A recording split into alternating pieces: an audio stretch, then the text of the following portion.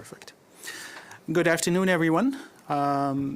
Thank you very much for being here. On behalf of the Egyptian-Canadian Coalition of Democracy and the family of Yasser Elbaz, I would like to thank you for taking the time to be with us today.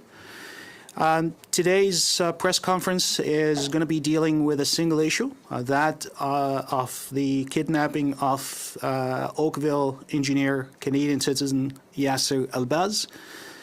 Kidnapping is the appropriate word, since the Egyptian authorities denied his disappearance for a number of days.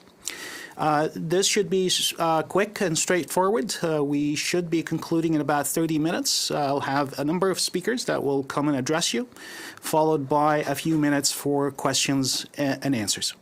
I'm going to start with the chairperson of the Egyptian-Canadian Coalition for Democracy, who will read a statement from the coalition, Mr. Ahmed Abdelkader. Hi, everyone. The Egyptian-Canadian Coalition for Democracy, ECCD, is gravely concerned about the arbitrary detention of Yasser Elbaz in Egypt. We call on the Canadian government to escalate diplomatic pressure on the Egyptian regime for the immediate release of Yasser Elbaz and his safe return to his home and family in Oakville, Ontario. Yasser, a 51-year-old Canadian, was in Egypt on business visit since December 2018. On February 18th, he was detained in Cairo airport as he was traveling back to Canada. Initially, the Egyptian authorities denied knowing his whereabouts, only to produce him 5 days later for interrogation by the State Security Prosecutor Office. Yasser is not the first Canadian to be arbitrarily detained by the current Egyptian regime. Despite lessons learned from past cases, we are concerned that the Canadian officials don't appear to be treating the case with the urgency that it warrants. There are several causes for alarm.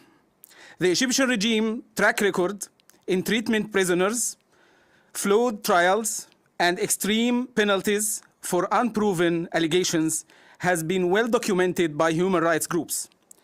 Most recently, the Egyptian regime went ahead with executions of 15 young people based on confessions extracted under torture. Yasser has been moved to the infamous Tora prison. This is the same prison where Canadians Tariq Lubani and John Grayson during their visit to Egypt. The conditions in Tora are inhuman and torture is routine. To our knowledge, the Egyptian authorities have yet to charge Yasser with anything. This is also in line with their past practice in arbitrary detention. The Canadian government has held back on condemning Egypt's dismal human rights record in favor of trials, in favor of trades and diplomatic relations. It is imperative that they use any leverage they have from these relations to secure Yasser's immediate release. Every moment delay increases the risk of Yasser's safety. A Canadian citizen is being arbitrarily held without charge by a brutal regime known for torture and abuse of prisoners. Our government likely has the power to secure his immediate release, but only if it acts with a real sense of urgency and escalates the matter to the highest level.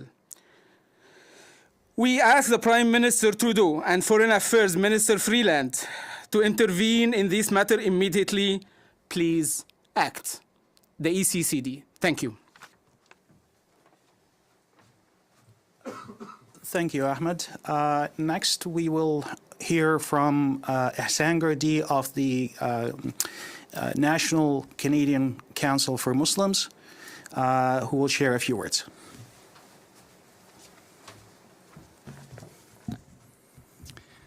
Good afternoon, bonjour. My name is Ihsan Gardi, and I'm the Executive Director of the National Council of Canadian Muslims. The National Council of Canadian Muslims, or NCCM, is here today to join the call for the immediate release and safe return of Mr. Yasser Ahmed Elbaz to Canada. Mr. Elbaz, according to reports, has been arbitrarily detained and is now being held at the notorious Tora prison in Egypt. NCCM has, in the past, assisted in similar cases of Canadian Muslims detained abroad, calling for their swift release and safe return home to their families. In such cases, we have come to understand the power of urgent and meaningful action by the Canadian government, and we therefore urge the government to do everything in its power to ensure Mr. Elbaz's rights are protected.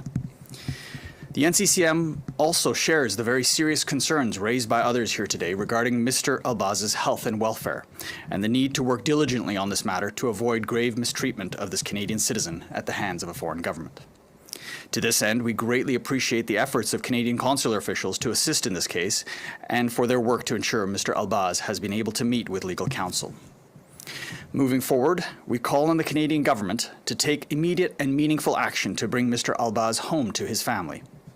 In the interim, we also urge the government to maintain its efforts to provide continual access to consular assistance and legal counsel for Mr. Elbaz, and to ensure that he's being treated in a humane way that respects international human rights laws, including access to justice and due process. Thank you. Thank you, Arsan. Several Canadian and international human rights organizations and civil liberty groups have indicated their desire to have a statement read in today's conference. In the interest of time, we'll limit it to one that was issued by the International Civil Liberty Monitoring Group. They have been in touch with a friend of the family, Ahmed Atiyah, who will read their statement. Thank you. On behalf of the International Civil Liberties Monitoring Group and their 45 members across Canada, we are calling for Mr. Yasser Ahmed's immediate release from Tora prison in Egypt and his return to Canada.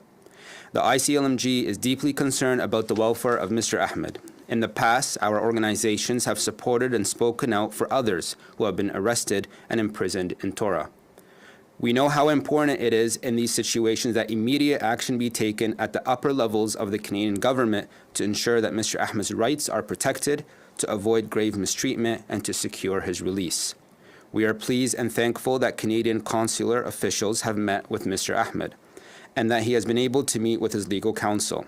We urge the Canadian government to use all possible channels to ensure Mr. Ahmed is able to return home to his family, friends, and colleagues in Oakville, Ontario, as soon as possible. All too often, we see state security around the world, including in Egypt, arresting individuals without charge, as in the case of Mr. Ahmed. In this case, neither he nor his legal counsel have ever been informed of what he is charged with. This lack of due process seriously hinders any ability to defend oneself and raises serious concerns about the respect of Mr. Ahmed's other fundamental freedoms or protection from mistreatment. It is the duty of the Canadian government to protect the rights of its citizens and to defend human rights internationally. It is of the utmost importance that Canadian officials, including MPs and members of government, take immediate action to ensure Mr. Ahmed's safety and to bring him home. We are asking them to take action today. Thank you. Thank you, Ahmed. Before we go into the questions and answers session, we would hear from someone to whom this issue is personal. A member of the family of Yasser Elbaz who described the state of the family as horror-struck. I'm going to ask Amal Elbaz, the daughter of Yasser Elbaz, a journalist and a fellow journalist of yours, to share a few words about the situation, explain to us what happened and where things are at this point in time. Amal, please. On Monday, February 18th, which happened to be Family Day, my mom, my husband, my younger sister and brother, and my 2 sons were at our Oakville home, happily preparing for my dad's return. He had traveled to Egypt for business, and we were really looking forward to him to come back. He had gifts for us from Egypt, and that included things that my sister had requested in preparation for her summer wedding. That evening, our world came to a literal stop When my father, Yasser Ahmed Elbaz, arrived at Cairo International Airport, he was stopped at passport control and authorities confiscated his Canadian passport. They told him it was a routine check, but after waiting for 4 hours, at 10 p.m. our time, he sent a message to our family WhatsApp group, letting us know that he loves us, and then all communication ended. My father was subjected to enforced disappearance for days as Egyptian authorities denied his detention until Saturday, February 23rd, when he appeared, visibly in shock, at the State Security Prosecutor's Office for questioning. That day, it was confirmed that he was transported to the notorious Torah prison. Until this moment, my dad continues to be detained at one of the worst prisons in the world. He is sleeping on a concrete floor in a cold, cramped cell without a blanket or a pillow, not knowing what will happen to him. My father has done nothing wrong. He is a loving husband, father, grandfather, and community member. We have lived in Canada for 2 decades. We're grateful for the countless messages that we've received from concerned individuals across all of Canada. We are grateful to the Canadian Embassy for providing consular services. We are grateful for the support that we have received from many MPs. But this is not enough. We need the Canadian government to intervene at the highest levels and bring my father home before he spends another night in Torah prison. Our lives have turned upside down.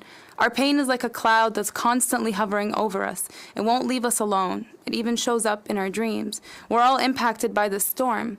I can't even care for my newborn like a mother should.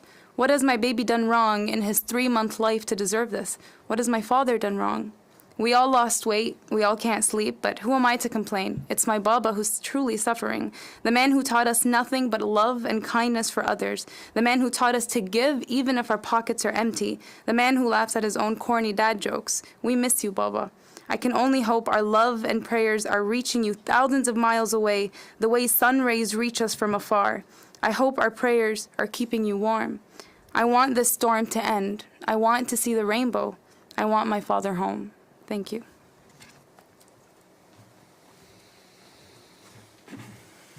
Thank you, Amal, for those touching words. It definitely brings it home and make us understand that this is about a human being, a father, a husband, and a grandfather, as Amal mentioned. Before we go into questions and answers, I'm just going to ask those who would ask questions, if you feel free to ask someone specifically or to ask the panel at large. Questions?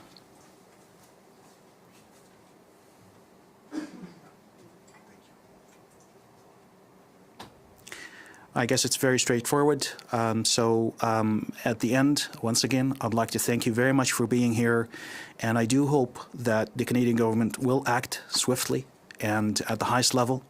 And I do hope that the next press conference that we will have will be a much happier one when Yasser is home with his family. Thank you very much.